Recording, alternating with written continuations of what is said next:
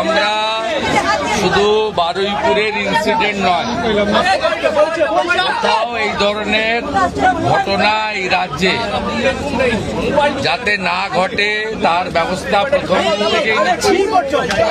আজকে এখান থেকে রাজ্যের সমস্ত থানার ওসিআইসি সিপিএসপিদের সঙ্গে আমাদের কথা হয়েছে। আমি শুধু একটা কথাই বলবো যে সরকার এক্ষেত্রে যা করার করছে এবং আমার সঙ্গে ওই আমাদের পরিবার, প্রথমত যে পরিবারটি ক্ষতিগ্রস্ত হয়েছে, এক রত্তি একটি ছোট্ট কন্যা সন্তানের উপর পাশবিক অত্যাচার করে খুন করা হয়েছে, তারাও মিট করেছে। তারা নিশ্চয়ই আপনাদের বলেছে বা না বললেও আমার জানার বিষয় নয়। আমি কথা বলে স্যাটিসফাইড এবং আমার মনে হচ্ছে ওরাও স্যাটিসফাইড। আমি একটা প্রাইমারিলি পুলিশ যা বলেছে, দেখুন, I am not the investigating authority. Mob lynching করে যাকে পিটিয়ে মারা হয়েছে ইন্দ্রজিৎ মন্ডল, উনিও ইনোসেন্ট। পুলিশ আমাকে যা বলেছে এটা আমার কথা নয়। তার পরিবারের সঙ্গে আমি মিট করেছি, তিনিও জাস্টিস পাবেন। যত পুলিশের গাড়ি ভেঙেছেন, রেল লাইন উপড়েছেন, প্রায় অ্যাপ্রক্স 200 আইডেন্টিফাইড হয়েছে, প্রত্যেককে অ্যারেস্ট করা হবে। একটা লোককেও ছাড়া হবে না। পিছন থেকে যারা উস্কেছেন, পলিটিক্যাল লোক যারা ইলেকশনে রিজেক্ট হয়েছেন, কেউ ক্ষমতা থেকে গেছেন, কেউ শূন্য থেকে এক হয়েছেন, এবং radical force, anti national force যারা পিছন থেকে উস্কেছেন, তাদেরকেও আইডেন্টিফাই করা হয়েছে। তাদের কল রেকর্ড ইত্যাদি ডিজিপির নেতৃত্বে এসটিএফ সব কালেক্ট করেছে। ওদেরকেও প্রপারলি লিসেন করা হবে, ওদেরকেও ঠিক প্রপারলি শিক্ষা দেওয়ার কাজ সরকার করবে। ফার্স্ট অ্যান্ড ফরমোস্ট হচ্ছে 4 জনের মধ্যে 3 জন ধরা পড়েছে, আরেকজনকে ধরতে হবে, ওটা আমরা করছি। রিগার্ডিং কম্পেনসেশন, রিগার্ডিং অ্যাসিস্ট্যান্স, আমরা দুটো পরিবারের উপরে ছেড়ে দিয়েছিলাম। ওরা কিছু কথা আমাকে বলেছে, আমি উইদিন এ উইক আসবো এবং দুটো ফ্যামিলিতে যাব। তখন সরকার, ওরা যা চেয়েছে, সরকার যা করলো দেখতে পাবেন। সূর্যপুরে ভিকটিম ফ্যামিলি একটা আউটপোস্ট চেয়েছেন, আমরা আউটপোস্টও ডিজিপি এইচএসকে বলেছি করতে হবে। প্রয়োজন হলে রেন্টাল বাড়ি নিয়ে খনি চালু করতে হবে, এবং আমি যখন ভিকটিমদের সঙ্গে মিট করতে আসবো তখন আউটপোস্টের ইনোগ্রেশন হবে। আমরা এখানে অনেকগুলো ডিসিশন নিয়েছি, সেগুলো প্রপারলি আমরা দেখব। আপনারা ভিকটিম ফ্যামিলি যেমন কনফিডেন্স রেখেছেন সরকার পুলিশের উপরে, আপনারাও রাখতে পারেন।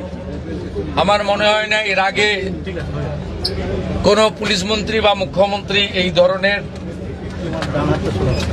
পীড়িত পরিবারের কথা শুনেছেন বা বলেছেন। আমি এটা মনে করি এটা ডিউটি, আগের লোক করেনি বলে যে আমি করব না তা না। আমি এখানে এমপি এমএলএ পলিটিক্যাল পার্টিকে ডেকেছিলাম। এমপি সায়নী ঘোষ তিনি মিট করেছেন, মাননীয় বিধায়ক প্রাক্তন স্পিকার বিমান ব্যানার্জি মিট করেছেন। 1-to-1 কথা হয়েছে, সেটা আমি বাইরে বলবো না। আমার মনে হয়েছে তারাও স্যাটিসফাইড। বিজেপি 3 জন এমএলএ মিট করেছেন, গোসাবার বিকন্ন নস্কর, রূপা গাঙ্গুলি এবং দেবাশিস ধর।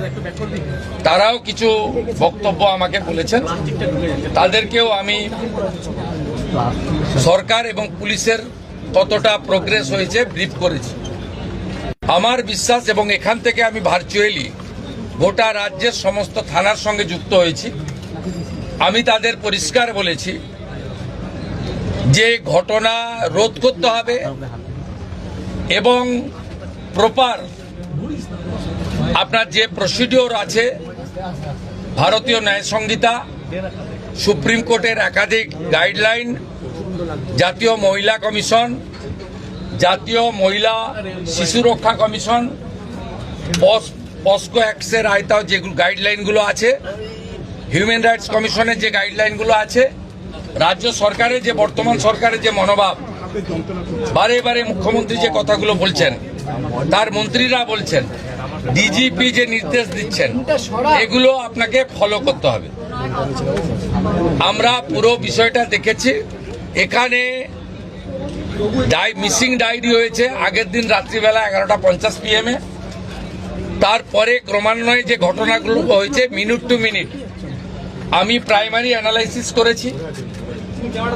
সূর্যপুর থানার ক্যাম্প ইনচার্জ দিদেন IC Baruipur, SDPO Baruipur, additional SP Baruipur in presence of the DGP and SP ADG IG আমরা আমাদের পার্টও পুরো অ্যানালাইসিস করেছি। আমি ডিজিপিকে 72 ঘন্টা টাইম দিয়েছি। তিনি আমাকে আমি যা ফাইন্ডিংস পেয়েছি ওনার যে অ্যাডমিনিস্ট্রেটিভ প্রসিডিওর রয়েছে প্রসিডিওর অনুযায়ী একটা রিপোর্ট দেবেন।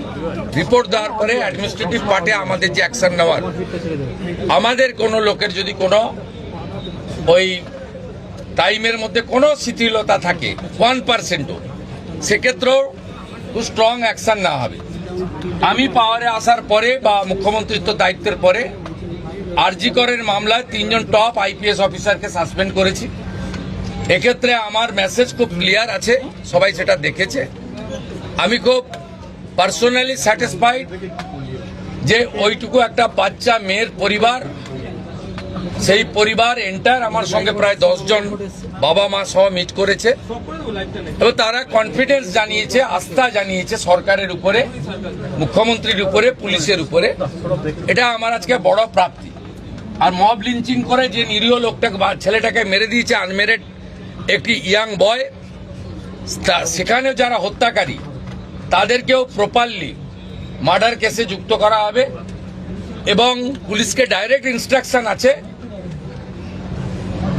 যে যারা যারা হুলিগানিজম করেছে পুরো দিন ধরে তাদের এগেনস্টে অ্যাকশন হবে। আমি এখান থেকে বাইপাসের একটি প্রাইভেট হসপিটালে যাচ্ছি, 3 জন পুলিশ কর্মী ইনজোর্ড হয়ে ওখানে অ্যাডমিশন আছে, তাদের সঙ্গে আমি মিট করব।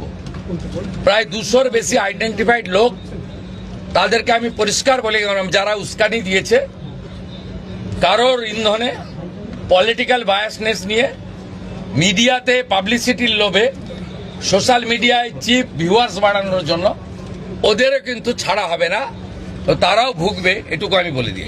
বাবার সঙ্গে কথা বলেছি, ওনার বাবা বিচার চেয়েছেন। জঘন্যতম ঘটনা, সিট গঠন হয়েছে, পরিবারের পক্ষ থেকে 4 জনের বিরুদ্ধে অভিযোগ দেওয়া হয়েছিল, 2 জনকে গ্রেপ্তার করা হয়েছে, 3 জনকে ডিটেন করা হয়েছে, যাদের সঙ্গে পলাতক 2 আসামির ফোনে কথোপকথন পেয়েছে পুলিশ। পুরো আইজির নেতৃত্বে পুলিশ, এসটিএফ সবাই কাজ করছেন। ওনার পরিবার যা যা চেয়েছেন সরকারের কাছে সেই কাজ সরকার করছে।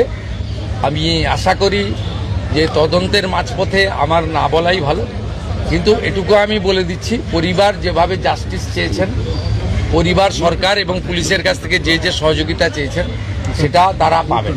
মোট 4টি মামলা হয়েছে, একটি এই জঘন্যতম অপরাধের মামলা ছাড়া আরও 3টি মামলা হয়েছে।